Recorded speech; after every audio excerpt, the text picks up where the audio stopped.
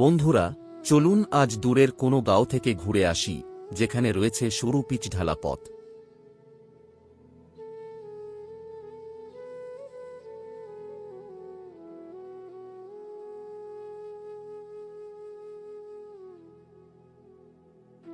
বনজঙ্গল আর ফসলের মাঠের বুক ছিঁড়ে বয়ে গেছে সীমাহীন এই পথ।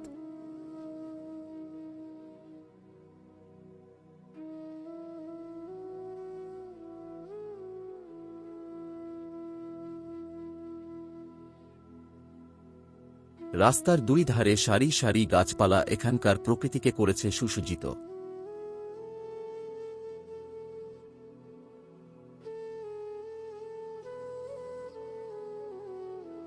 অগণিত এই সকল গাছপালার মাঝে নজরে পড়ল শিমুল গাছ আর রক্তরাঙ্গা শিমুল ফুল, দেখতে বেশ।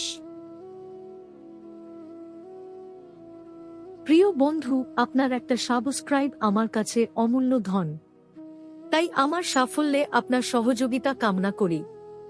আশা করি এতটুকু উপকার করতে কৃপণতা করবেন না, একটা সাবস্ক্রাইব দিয়ে যাবেন।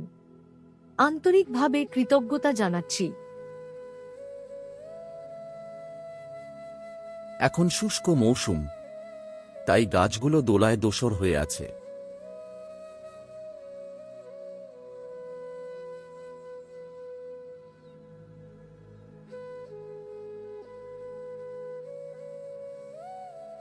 এখানকার জমিগুলোতে ধান চাষের পাশাপাশি ভুট্টার চাষ করা হয়েছে দেখছি।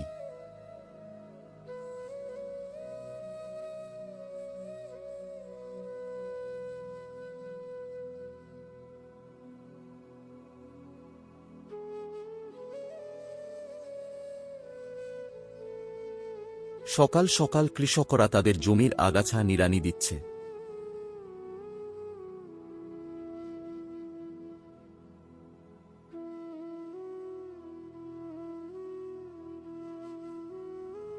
রাস্তার ধারে কলাগাছের বাহার যথেষ্ট মনোহরী।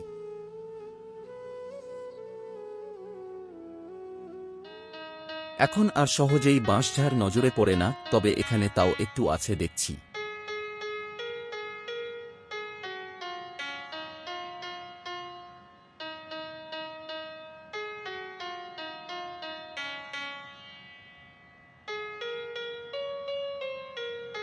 জানি না এই কৃষক বাবা কতদূর পথের পাড়ি জমিয়েছে পায়ে হেঁটে।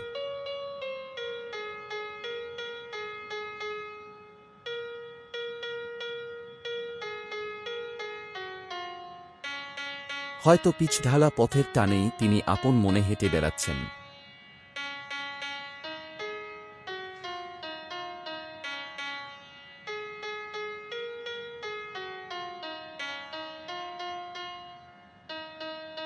ওই যে সাদা ছোট্ট একটা ঘরের মতো দেখলেন, ওটা একটা মসজিদের দান বাক্স। হয়তো এই রাস্তার অদূরে কোথাও নতুন মসজিদ নির্মাণ হচ্ছে।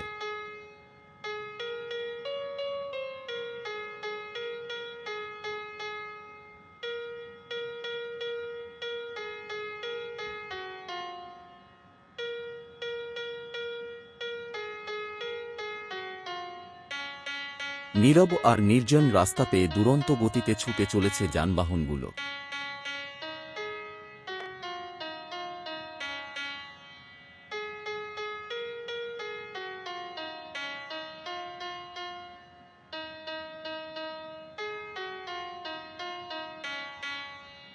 বর্তমানে আমাদের দেশের সহজ এবং প্রথম সারির যানবাহন হচ্ছে এই অটোরিকশা, কিন্তু বাহনের অধিকাংশ ড্রাইভার ট্রাফিক আইন জানে না এবং মানে না।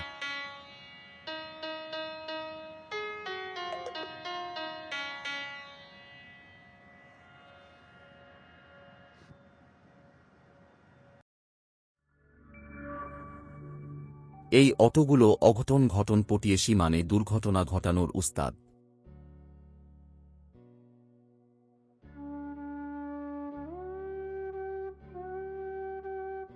উঠে এলাম হাইওয়েতে। দেখুন কত সুন্দর এবং নিরিবিলি এলাকা।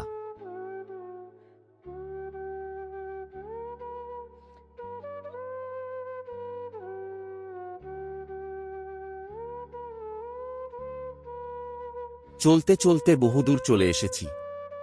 সকালে স্নিগ্ধতায় মুগ্ধ হয়ে আর কিছুটা পথ চলব।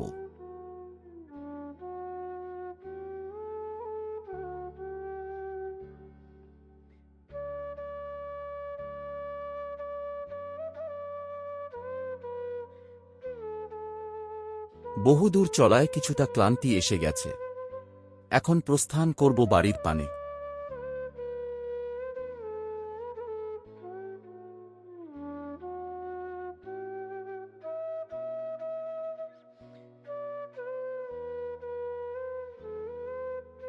দেখি ফিরে যাওয়ার জন্য কোনো শর্টকাট রাস্তা খুঁজে পাই কিনা, কারণ দূরত্ব বেশি হয়ে গেছে।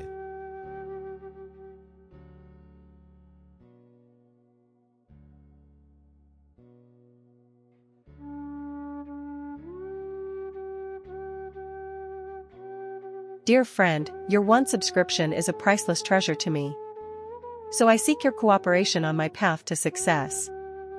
I hope you will not be stingy in giving me one subscription. I express my sincere gratitude.